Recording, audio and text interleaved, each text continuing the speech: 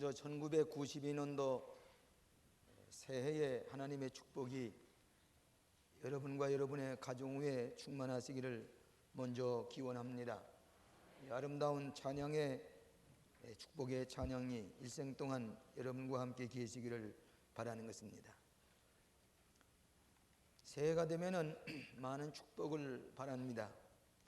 재물을 많이 얻게 되기를 원하는 기원도 있고, 또 명예라든지 지위라든지 승진이라든지 갖가지 소원들이 있습니다. 이것들이 다 귀하고 또 보물과 같이 여겨집니다마는 그것보다도 더 중요한 보물이 하나 있습니다. 그 보물을 한번 잃어버리면 다시 찾을 수가 없습니다. 재물이나 명예나 지위나 이것은 잃어버렸다고 다시 찾을 수가 있습니다마는 이 보물은 한번 잃어버리면 다시 찾을 수가 없습니다. 그것은 바로 시간이라는 보물입니다. 1991년은 이제 영원히 지나가 버렸습니다. 다시 되찾을 수가 없습니다. 이 보화를 어떻게 충실하게 가꾸면서 살아가느냐 하는 것이 우리의 소망이 되어야 하겠습니다. 저는 매 몇 차례씩 선교 여행을 떠난 때에 미리부터 일정을 적어봅니다. 메모를 합니다. 그리고 현지에 가게 되면 또 현지의 아이터너리를 전부 다 적어서 제게 줍니다. 단 한 시간도 여유가 없이 우선순위에 따라서 충실하게 모든 계획을 마치고 돌아올 때에 그 기쁨과 충만함과 만족을 느끼게 됩니다. 목회도 마찬가지입니다. 매일매일의 목회 계획을 메모를 해서 밤 11시가 되도록까지 충실히 이것이 진행이 되면은 오늘 하루를 만족하게 충만하게 살았다고 느껴지게 됩니다. 성서에 보면 우리 인간을 가리켜서 그릇과 같다 그랬습니다. 큰 집에는 금그릇도 있고 은그릇도 있고 또 나무 그릇도 있고 질 그릇도 있다고 그랬습니다. 또 귀 쓰는 그릇도 있고 천이 쓰는 그릇도 있다고 그랬습니다. 오늘 여러분은 이 그릇입니다. 인생의 고귀한 이 그릇 속에 충만하게 채워지는 인생이 되어야 되겠다, 그렇게 생각을 해봅니다. 예수님께서 부활 승천하실 때에 명령하기를 너희들은 기다렸다가 성령 충만함을 받아야 된다. 그 권능을 가지고 내 증인이 되어라, 그렇게 명령하셨습니다. 그들이 기다렸다가 그 능력을 충만히 받았습니다. 오늘 우리에게 가장 필요한 것이 무엇이냐 그러면 여러 가지 있겠습니다만 우리에게 가장 필요한 것은 권능입니다. 능력입니다. 파워입니다. 하나님의 신의 능력이 우리 마음에 충만할 때에 우리는 승리하는 삶, 성공적인 인생을 살아갈 수가 있기 때문입니다. 우리는 변천하는 급속히 변화되어가는 시대 속에 걷잡을 수 없이 따라갈 수밖에 없는 이 시대 속에 삽니다. 우리가 이 시대에 승리하기 위해서는 주님께서 약속하신 성령 충만을 받아서 하나님의 능력을 충만히 받아서 영육간에 부흥되는 교회 생활을 해야 되겠다, 그렇게 생각해 봅니다. 오늘 충만하게 채워진 인생을 살아가기 위해서는 몇 가지 지혜를 얻고자 합니다. 첫째로는 충만한 비전을 가지고 살아야 되겠습니다. 비전이 없는 백성은 망한다 그랬습니다. 사도행전에 보면 요엘서에 이미 젊은이들이 비전을 보고 환상을 보고 늙은이들이 꿈을 꾸고 또 많은 남녀가 예언을 할 것이라 하는 그런 약속대로 저들의 큰 비전이 이루어졌습니다. 금년 새해를 출발하면서 여러분들은 큰 목표와 꿈을 가지고 출발했습니다. 어떤 비전과 꿈을 가지느냐에 따라서 그 인생의 결과가 달라집니다. 충만한 비전을 가지고 출발했습니다. 초대교회 120명 문도들은 주님의 약속을 믿고 그 비전을 충만히 가졌을 때에 그대로 오순절에 놀라운 권능과 능력을 받아서 기독교의 사명을 다하게 된 것입니다. 여러분, 우리는 보다 적극적인 비전을 가져야 되겠습니다. 1990년에 우리 신난 남선교회 하례회 때에 북방선교의 비전을 얘기를 했습니다. 모스크바에 선교센터가 세워지고 저 동굴아파에도 교회를 세울 것이라고 꿈을 얘기할 때에 현실성이 없는 것 같이 그렇게 느껴졌습니다. 그러나 우리의 꿈대로 모스크바 한가운데 미션 센터가 세워지고 저 에스토니아와 로스아인들을 위해서 우리 여선교회에서 교회를 건축하는 건축비를 보내게 되었습니다. 이거는 미국의 선교부보다도 한 발짝 앞서서 우리가 이 선교센터를 세웠을 때에 미 연합교회 감리교 선교부에서는 그것에 매달 수십 톤의 식량을 보내서 그 광림 미션센터 주변에 있는 가난한 로스와 사람들에게 식량을 공급해 주고 있다고 하는 뉴스를 들었습니다. 오늘 새해 천두에 벽두에 여러분은 서원 기도를 써서 하나님 앞에 드리고 출발했습니다. 여러분이 무엇인가 풍성한 비전을 심어 놓으면 그대로 이루어지는 것입니다. 적극적인 비전입니다. 어느 교인들에게 새해에 소망을 다 적으라고 해서 적은 다음에 기도하고 그것을 금고에 넣어놨습니다. 그리고 그 금고에 넣어놨던 그 새해 비전을 12월 31일 날 금고문을 열고 그 서원을 다 읽어보니까 그대로 됐습니다. 어떤 사람은 나는 금론해를 남기지 못하고 죽을 것이다, 그렇게 쓰였는데 보니까 역시 그 사람은 살고 있지 아니하고 이미 죽었습니다. 그들이 연초에 가졌던 그 비전대로 그 생의 결과가 이루어지는 것을 보아서 알 수가 있습니다. 용서하시기 바랍니다. 저희 집은 우리 조상 쪽부터 장수하는 가정이 아닙니다. 거의가 다 회갑전에 세상을 떠났습니다.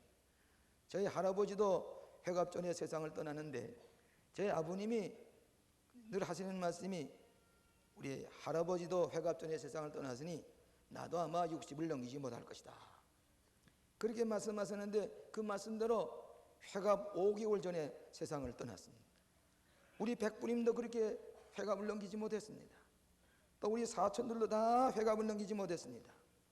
근데 저는 그 얘기를 한마디도 안 했습니다. 저는 60고개를 넘었습니다.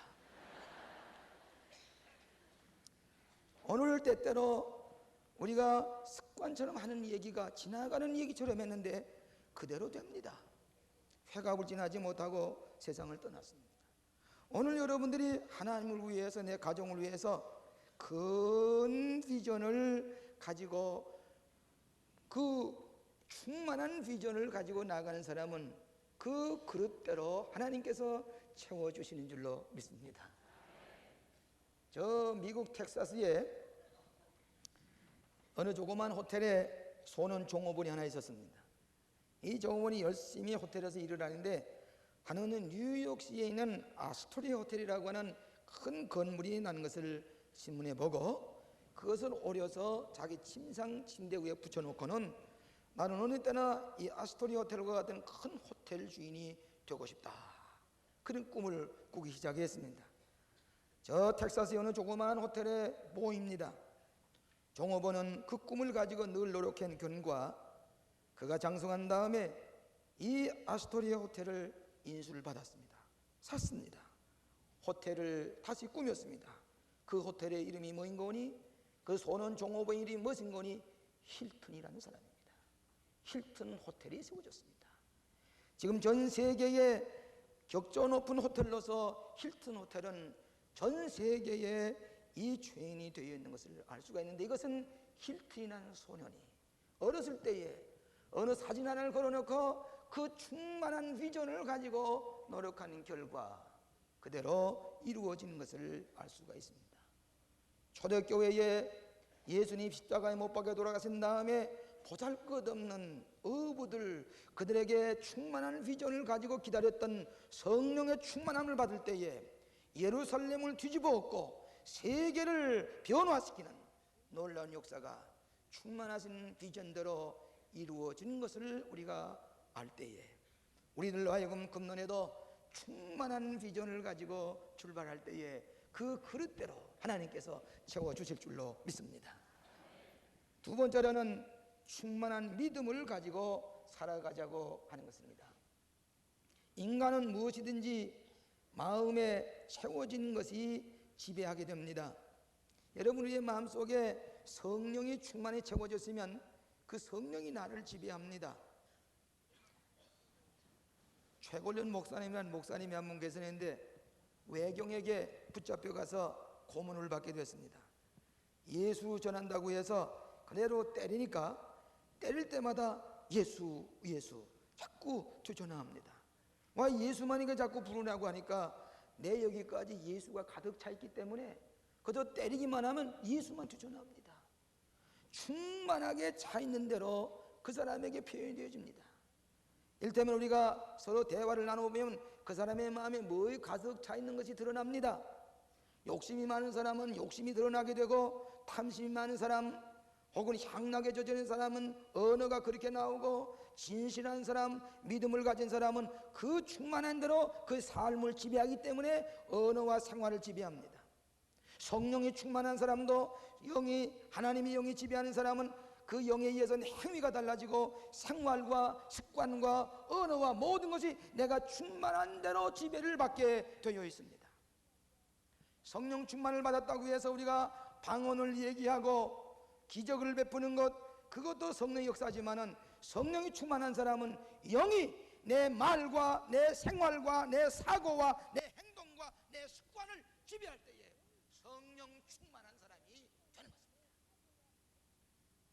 우리의 마음속에 예수를 믿고 썩어져가는 구습과 죄악과 탐심과 이것을 다 회개해서 다 비고, 그럴 때에 거기에 성령 충만히 선물로 받으면 그 영에 의해서 지배에 당하는 사람이 될 때에 기적과 이사를 베푸는 놀라운 성공적인 인생을 살아가는 것이라고 하는 것입니다. 누가복음 7장에 보면 이탈리아의 백부장이 사랑하는 종이 병들어서 죽게 됐습니다. 이 군인이 예수님께 향해 가서 예수님께 이 사랑하는 종의 병을 고쳐달라고 유태인의 장로를 통해서 요청을 했습니다. 예수님께서는 그 말씀을 듣고 백부장의 집으로 걸어가게 되었습니다. 그때에 이 백부장은 예수님 오시지 못합니다. 이방인의 집에, 이 추한 사람의 집에 어떻게 감히 예수님이 오십니까? 나도 장교이기 때문에 부하에게 시키면 그대로 순종합니다. 예수님 그 자리에서 말씀만 하시면 내 종이 낫겠습니다. 오시지 마십시오. 말씀만 하십시오. 예수님께서 말씀을 하시니까 꼭 그 시간에 백부장의 종의 병이 깨끗이 났습니다. 그때 예수님께서 뭐라고 하냐면 이만한 믿음을 보질 못했다. 훌륭한 믿음을 가진 사람이로구나. 믿음이 충만한 사람이로구나. 믿음이 지배하는 사람이로구나. 오늘도 우리가 하나님의 약속의 말씀을 믿고 살아갈 때 우리 믿음이 충만하면 모든 우리의 삶이 거기에 지배당하는 기사와 이적을 체험하며 살아가는 것이 그리스도인의 삶이 되는 줄로 믿습니다. 1979년경에 우리 교회가 이렇게 높이 올라갈 때에 안양 근처에 있는 조그마한 선구사에서 이 교회의 모든 선구를 짜는 그 선구사에서 이 건물 주위를 지나가면서 여기에 우리 회사에서 짠, 우리 선구사에서 짠 강대와 의자가 채워지기를 원한다는 그런 그 장로님이 소원하고 있었습니다. 근데 저희들은 이미 다른 선구사와 계약을 맺을 단계에 있을 때에 이분이 어떻게 정성껏 믿음으로 요청을 하는지 그리 가시자고. 그래서 그 조그만 안양 근처에 있는 선구사에서 우리 교회에 이런 많은 의자와 이 강대도 새롭게 디자인을 해가지고 새롭게 창의적으로 짰습니다. 이 십자가도 새롭게 디자인해서 올렸습니다. 모든 걸 새롭게 하는데 그분은 어떤 이윤을 생각하는 게 아니라 이 광림교회에서 우리 선구사에서 보낸 선구가 가득 차서 예배 드릴 수 있는 이것 하나만 가지고 영광으로 생각하고 보람을 느끼고 희생적으로 다 했습니다. 그부터 이 선구사가 부흥이 되는데 청년교회 그 많은 의자와 선구도 했습니다. 1년에 1200교회의 선구를 짜서 보내는데 얼마나 부이 되는지 그 공장을 확장을 하고 또 확장을 합니다.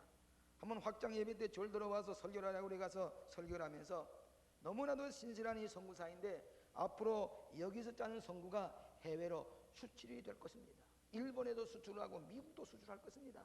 그렇게 얘기할 때에 전혀 이 장로님은 상상도 못했습니다. 직원들도 상상을 못했습니다. 그런데 그 다음에부터 일본에 선구가 수출하기 시작했습니다. 나고야에 지사가 생겼습니다. 미국에 수출하기 시작했습니다. 많은 이 달러를 벌어들이는 그런 선구사가 되었어요. 이번에는 인도네시아에 큰 가구 공장을 세웠습니다. 한국에서 가장 큰 선구 회사가 됐습니다. 임선재 목사 장로님은 마음의 믿음이 충만하고 그저 하나님의 교회에 쓰임받기를 원하는 믿음을 가지고 노력하는 결과 오늘 우리나라의 제일 큰 선구사가 됐습니다. 제가 지난 연말에 그 직원들에게 수련회를 하면서 그 얘기를 했더니 그 임선재 장로님이 우리 광림교회 때문에 우리가 축복을 받았지요. 그가 믿음으로 희생하면서 정성을 다하니까 일본 교회들이 그의 선구를 요청을 합니다. 미국 교회에서 사갑니다. 인도네시아의 원목 자르는 거기에서 공장을 세웠습니다. 믿음이 충만한 가운데 살아가는 사람은 그 믿음대로 되어지는 것을 믿습니다. 여러분, 초대교회 성도들이 충만한 믿음을 가졌을 때에 감히 예루살렘을 뒤집어 엎고 세계를 뒤집어 엎는 놀라운 역사가 일어났습니다. 유명한 설교자 오라 로버트라고 하는 분이 얘기를 하기를, 당신이 준비한 축복의 그릇을 가지고 주님을 만나면 주님은 당신의 모든 요구를 채워주실 것입니다. 그런데 무엇보다도 중요한 것은 하나님을 먼저 생각하고 하나님께 헌신하는 태도를 가져야 합니다. 충만한 믿음을 가진 사람의 신앙의 태도입니다. 오늘 여러분이 마음속에 가득 찬 것이 무엇이든지 그것대로 되어집니다. 그것대로 표현되어집니다. 여러분 용서하시기 바랍니다. 저는 생일에 큰 관심이 없는 사람입니다만은 우리 자녀들이 우리들이 이렇게 다 컸으니 아버님 생신을 저희들이 차려드리겠습니다. 저 독일에 갔던 아이들도 그 세 남매가 독일에 있는 아르바이트 노동을 해가지고 아버지 잔치를 차려드린다고 셋이서 장거리 전화를 주고받으면서 그리고 왔습니다. 우리 장로들과 목사님들에게 만찬을 우리가 베풀어서 대접하고 싶습니다. 그렇게 하자고. 근데 그들이 역시 자부가 훌륭해야 됩니다. 어떻게 그 자부들이 순종을 하면서 기뻐서 전 생전 그런 기쁨이 찹니다. 그리고 나서 그 자녀들을 볼 때에 자랑스럽구나, 고맙구나. 노동을 해서 아르바이트를 해서 아버지의 생신을 차려드리고 싶다고 비행기를 타고 날아와서 그 잔치를 베풀고 그 삼남매가 베푸는 것을 가만히 볼 때에 며칠 동안을 기쁘게 할 양 없습니다. 그 다음에 제 마음은 활짝 열려졌습니다. 내 소원이 무엇이냐? 내 원하는 게 무엇이냐? 내가 채워줄게. 뭐 요구해? 얘기를 해. 내가 주고 싶어. 내가 주고 싶어. 이것이 아버지의 심정입니다. 구두 한 그릇 내가 사줘주고 싶어. 뜻하지 아니하게 어느 기관에서 장학금을 또 보내주었습니다. 노동을 해서 아버지의 잔치를 해드리고 싶다고 노동을 하고 가지고 왔을 때에 뜻밖의 장학금을 기관에 주었습니다. 그의 빈 것 충분히 채워주고 자기 마음속에 기쁨을, 아버지 이제 내가 조금 효도한 것 같습니다. 하나님께도 마찬가지입니다. 하나님을 기쁘시게 하기 위해서 무엇인가 하나님의 영광을 위해서 일할 때에 무엇이 요구야? 내가 채워줄게. 금년에 내가 채워줄게.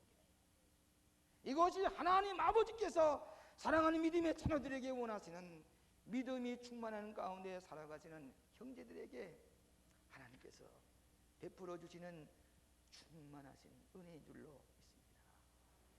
믿음이 충만한 대로 하나님이 채워주신 것입니다. 세 번째로는 충만한 것을 나누어 주는 삶이 되어야 되겠습니다. 여러분, 초대교회에 성령 충만함을 받고 나니 서로 나누어 주는 생활을 했습니다. 필요를 따라서 서로 통용했습니다. 가난하고 어려운 사람, 우리 이렇게 받았으니 나누어 가집시다. 나누어 가집시다. 이것이 그리스도인의 생활입니다. 예수 믿는 사람은 내가 가진 것을 충만하게 욕심스레게 싸는 게 아니라 나누어 주고 또 나누어 주고, 나누어 주면 또 채워지고, 나누어 주면 비면 또 새 것으로 채워주고 또 채워주는 것이, 이것이 그리스도인의 충만한 축복의 삶입니다. 오늘 여러분이 충만한 그대로 가지고 있으면 썩습니다. 아무 소용이 없습니다. 기왕 우리는 빈손 들고 왔다가 빈손 들고 가는데, 우리에게 있는 거 가지고 좀 남에게 도와주고 보람 있는 일 하고 가면 얼마나 좋습니까? 광림교회에서 무료 양농을 찍었습니다. 사랑의 쌀을 보냅니다. 제 소원 같아서는 굶고 있는 분들이 많이 있는데 아침마다 한 500그릇이라도 국밥을 해서 대접하고 싶습니다. 집이 없어서 방황하는 이들에게 지붕 밑에서 잘 수 있는 그런 일을 또 하고 싶습니다. 또 양농원도 또 짓고 싶습니다. 할 수 있습니다. 우리가 한 세상 살고 가는 동안에 너무 많은 것 받았는데 나누어주고 가시자고 말입니다. 좀 나누어주는 생활이, 그것이 성공적인 삶이라고 하는 것입니다. 여러분, 아브라함과 같은 사람은 물질적으로 큰 축복을 받았습니다. 그런데 아브라함은 나누어주기를 좋아합니다. 한 번은 상수리 나무 밑에서 쉬고 있는데 멀리 보니까 그 광야에 급히 세 사람이 달려옵니다. 뙤약빛 밑에 달려옵니다. 근데 아브라함은 이리 좀 오세요. 이 대낮에 어디를 가십니까? 좀 와서 발을 좀 서늘하게 하시고 제가 점심을 대접하겠습니다. 그리고 그 모셔놓는 그분이 천사들입니다. 살아도록 고운 가루를 반죽을 해, 떡반죽을 해. 살찐 송아지, 어린 송아지 좀 잡아. 버터를 가져와, 치즈를 가져와, 우유를 좀 가져와. 그 세 천사를 정성껏 대접했습니다. 이 정서가 감동이 돼서 이 집에 아들이 없는 것을 아시고 내년 이맘때에 아들을 낳을 것이요. 이 사라는 부끄럽기도 하고 도저히 믿어지질 않아서 웃었다 그랬습니다. 그런데 아브라함은 그대로 축복을 받았습니다.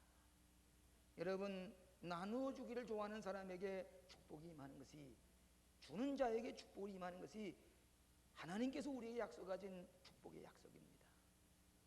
우리가 새해를 들어서 우리가 귀가 아프도록 듣는 얘기가 있습니다. 이대로서는 안 된다. 경제적인 재건이 있어야 된다. 이 나라 경제가 다시 살아야 된다. 60년대 후반에 우리가 허리줄 조여매고 노력하고 땀 흘렸던 것처럼 이 나라 경제가 다시 살아야 된다. 이것이 시간이 들려오는 얘기인데 할 수 있습니다. 할 수 있습니다. 열수가 하나 있습니다. 이제 우리 이기심을 버려야 됩니다. 이기심을 버려야 됩니다. 내가 외제 쓸 것을 국산을 쓰고, 우리가 무슨 먹을 것도 줄여서 먹고 조금이라도 우리가 절약하면서 내 이기심대로 내 마음대로 살 수가 없습니다. 이기심을 버리고 남을 생각하고 국가를 생각하고 사회를 생각하는 사회가 될 것 같으면 순식간에 우리나라는 일어납니다. selfishness, 이기심을 버려야 됩니다. 특별히 크리스찬이 우리가 이기심을 버리고 절제하고 노력할 때에 이 나라는 다시 살아납니다. 문제가 없습니다. 눈으로 보는 보게 됩니다. 로버 슐러 목사님이 성공하는 사람에게 두 가지가 꼭 필요한데, 첫째가 뭐인 거니? unselfishness, 비이기적이 돼야 한다고 했습니다. unselfishness, 비이기적인 사람이 성공하는 법입니다. 또 하나는 깊은 차원에서 남을 도우려고 하는 사람, 무엇인가 남을 도우려고 하는 사람이 성공하는 사람이 된다고 그랬습니다. 오늘 그리스도인들은 이제 이때일수록 우리는 비이기적이 되어야 되겠습니다. 먹는 거, 입는 거, 쓰는 것을 비이기적인 생각을 가지고 절제할 때에 나도 살고 저들도 살고 국가가 살고 경제가 일어나는 그런 놀라운 열쇠를 우리가 가지고 있습니다. 문제는 우리가 해결할 수가 있습니다. 인도의 간디가 한 번 얘기를 하기를, 인류의 눈물을 씻어주기 위해서 위대한 일을 실천하는 큰 용기를 가지고 싶어 그랬습니다. 남을 도와주는 인류의 눈물을 씻어주는 일을 위해서 용기를 가지고 싶다 그랬습니다. 남의 어려움을 도와줄 줄 아는 사람, 그 사람이 성공한 사람입니다. 이번에 크리스마스 전후에서 핸델의 유명한 메시아 오라토리오를 우리 갈릴리 성가대를 통해서 오케스트라를 통해서 너무 우리가 은혜를 받았습니다. 제가 그랬더니 우리 집 아이가 너무 이 핸델에 도취되어 있으니까 핸델의 메시아 그 뭐라고 그럽니까? CD라고 그럽니까? 컴팩트 디스크라고 그럽니까? 생전 내가 처음 그걸 봤어요. 그런데 그걸 틀어놔 줬어요. 그래서 그걸 어떻게 자기가 아버지께 그거 좀 선물한다고. 그래 그걸 내가 들으면서 오늘 아침에도 틀어놓고 들으면서 세수를 하면서 준비하면서 왔습니다. 여러분, 핸델이 메시아를 작곡할 때 빚을 많이 졌습니다. 감옥소에 가기 직전에 몸은 반신이 마비가 됐습니다. 이때 이 메시아를 작곡하려고 할 때에 그는 오선주의 눈물을 뚝뚝 떨어지면서 20여일 만에 작곡을 했습니다. 그는 가난했습니다. 그는 빚쟁이였습니다. 몸이 반신부수가 될 지경이었습니다마는 그가 쓴 핸델의 메시아는 오늘 두고두고 수억만 사람들에게 풍요한 거 준 거 또 주고 또 주고도 다함이 없는 유명한 음악이 됐습니다. 물질만 해주는 거 아닙니다. 그의 유명한 오라토리오 메시아는 두고두고 오는 사람 가운데 그만한 영감이 있는 축복을 줄 음악이 없을 것입니다. 여러분 잘 아시는 베토벤과 같은 사람은 귀머거리입니다. 그러나 그 귀머거리가 심포니를 작곡했을 때에 오늘날도 그 심포니를 듣는 사람들마다 오늘 정신적으로 영적으로 얼마나 많은 도움을 주는지 알 수가 없습니다. 로스와의 문호 톨스토이는 불가지론자였습니다. 회의론자였습니다. 저 의심이 많은 사람으로 자기 생을 저주했습니다. 물질적으로는 풍요했지만은 자기 문제 해결하지 못하기 때문에 삶의 용기를 잃어버리고 밧줄을 갖다가 옆에다 숨겨놓았습니다. 어떤 기회든 나는 이 밧줄에 목을 메고 죽으려고 그랬습니다. 이 톨스토이가 한 번은 조용한 살림사이를 걸어가게 되는데 하나님을 만났습니다. 하나님이 여기 계시는 것을 몰랐고 하나님을 믿기 시작을 했습니다. 그 다음부터 그 마음에 기쁨이 충만하기 시작했습니다. 그 다음부터 저는 작품마다 하나님이 살아계신 것을 쓰기 시작했습니다. 도스토옙스키도 마찬가지입니다. 시베리아의 유형을 당해서 24번을 신약성서를 읽으면서 하나님을 만나고 그리스도를 만난 다음에 그는 유명한 작품을 쓰기 시작했습니다. 그 작품은 공산주 국가에서 예배도 보지 못하게 하고 무신론 국가에 박해하 있을 때에 뜻이 있는 사람은 로스한 말로 톨스토이를 읽기 시작했습니다. 2번, 3번 전집을 읽기 시작했습니다. 도스토옙스키를 다시 읽기 시작했습니다. 하나님을 만났습니다. 신앙을 되찾았습니다. 그러면서 몸부림치던 그가 우리 광림 미션 센터가 모스크바에 세워질 때에 하나님께서 만나게 하신 분이 미하일 강이라고 하는 분입니다. 그분은 대학 교수였습니다. 그때 우리 교회 와서 같이 예배를 드리고 소명감을 가지고 미션 센터를 세우기 위해서 애를 쓰는데 이번에 유명한 미국의 화가 로스와의 화가 7명, 8명을 모시고 와서 지금 저 3층에 앉아 있습니다. 그분이 바로 이 시간에 로스한 말로 통역을 설교 동시 통역을 하고 있습니다. 이것이 기적입니다. 실패와 좌절 가운데 있던 그가 쓴 작품이 100년, 200년 후에 오늘 그의 작품 속에서 남에게 풍요로운 축복을 주고 하나님을 만나게 하고 무신론 공산인 국가에서 짓눌렀던 그에게 하나님을 만나게 하셔서 선교의 횃불을 드는 놀라운 역사가 일어나게 하신 것이 하나님의 선교의 방법입니다.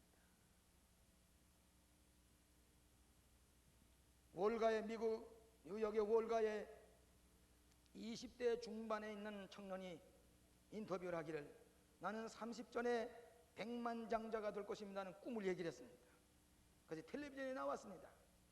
그런데 20대 중반에 있던 이 청년이 30세가 되는 해에 백만장자가 됐습니다. 다시 텔레비전에 얘기했습니다. 그 다음에 이 백만장자가 된 돈은 무엇에 쓸 것인가? 그 목표가 없었습니다. So what? 백만장자가 돼서 뭘 할 것이냐는 것입니다. 이렇게 사는 것은 그리스도인이 아닙니다. 우리는 우리가 사는 동안에 우리의 도움을 구하는 사람에게 우리의 말과 사상과 신앙과 우리의 손으로 도우면서 살아가는 것입니다. 여러분, 코카콜라 문화가 미국의 문화라고 할 것 같으면 코카콜라가 안 들어간 데가 없습니다. 근데 코카콜라가 본사가 애틀랜타에 있습니다. 이 코카콜라 사장은 1년에도 수천만 불씩을, 감리교 대학인 유명한 에머리 대학에 수천만 불씩을 기증합니다. 연구소에서 연구를 합니다. 학생들에게 장학금을 줍니다. 캠퍼스를 킵니다. 코카콜라가 부흥되는 것은 그가 자선사업을 위해서, 교육사업을 위해서, 에머리 대학을 위해서 세워진 것이, 그것이 그 유명한 코카콜라였습니다. 여러분, 듀크라고 하는 유명한 감리대학이 있는데, 그는 듀크라는 사람은 담배 장사하는 사람이었습니다. 그러나 그가 담배 장사를 비롯했다고 할지라도 모든 유익을 듀크 대학에 기증함으로 말미암아 유명한 대학이 되었습니다. 저는 지난 10월에 에즈베리 신학교에 가서 총장님과 얘기하는 가운데, 교수님들이 그들이 고백하는 가운데, 지금 누군가가 1,500만 달러를 이 에즈베리 신학교를 위해서 유산을 몽땅 기증했는데, 이 돈을 가지고 기숙사를 짓니다. 이 가족을 가지고 연구센터를 짓니다. 우리나라에도 이런 일이 있었으면 좋겠습니다. 재산 때문에 형제들이 갈라지고 칼부림을 하고 부모와 자식 간에 싸움을 하고 살인 비극이 나는 것 대신에 우리가 더 좋은 일을 위해서, 자선사업을 위해서, 교회를 위해서, 학교를 위해서 자기 유산을 몽땅 기증하는 그 사회가 될 때에, 남에게 나누어주는 충만한 것을 남에게 나누어주는 사회가 될 때에, 이 나라가, 이 백성이 위대하고 인격적인 품이 있는 축복받은 국민이 될 것이라고 하는 것입니다. 성경 말씀 보니 나누어주고 난 다음에 그들은 기쁨이 충만하고 찬미하면서 오고 가는 것 보고 믿는 사람이 날마다 더해졌다고 그랬습니다. 여기에 기쁨이 있습니다. 여기에 찬송이 있습니다. 인생의 찬송이 여기에 나오는 것입니다. 사랑하시는 여러분, 성령이 충만한 사람 영육 안에 복을 받는데, 우리가 남에게 나누어주면서 마지막에 죽을 때 하나도 써보지 못하고 다 남의 것을 원치 않는 것에다 흩어지면서도 자기가 기쁨으로 나눠주지 못하는 미련하고 어리석은 사람이 될 것이 아니라, 성령 충만한 가운데서 영육간의 복을 받아 살아가는 우리들이 되어야 되겠습니다. 미국 사람들이 새해만 되면은 인사가 있습니다. 해피 뉴이어, 해피 뉴이어. 복된 한 해가 새해가 되시기 바랍니다. 복된 새해가 되시기 바랍니다만은, 저는 다른 책에 있는 대로 우리는 해피 뉴 유, 해피 뉴 유, 복된 새로운 당신이 되시기 바랍니다. 이것이 오늘날 우리의 인사가 되어야 할 것입니다.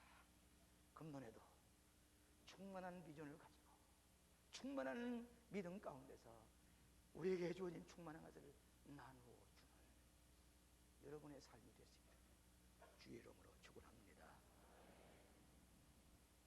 자비하신 아버지, 은혜를 감사합니다. 지난 한 해도 우리에게 한치 앞을 볼 수가 없는 우리들이지만은 눈동자와 같이 보호하셔서 오늘에 이르게 하시고 기쁨의 새해, 또 축복의 새해를 맞이하게 하신 것을 감사합니다. 충만한 비전 가운데 살기 원합니다.